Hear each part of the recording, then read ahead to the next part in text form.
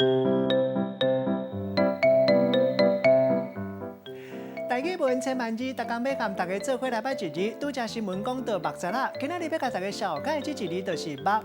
墨就是黑色的颜料，会当用来写毛笔字，或者是画图，像咱讲墨汁、墨水。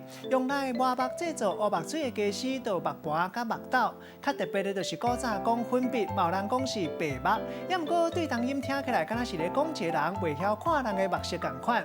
带大家做伙来小解两个词。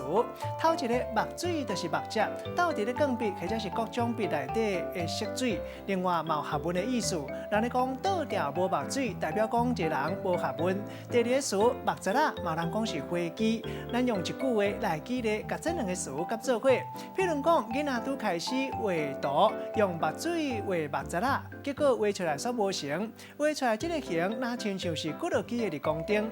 今仔日小解这一字墨，提供予大家参考。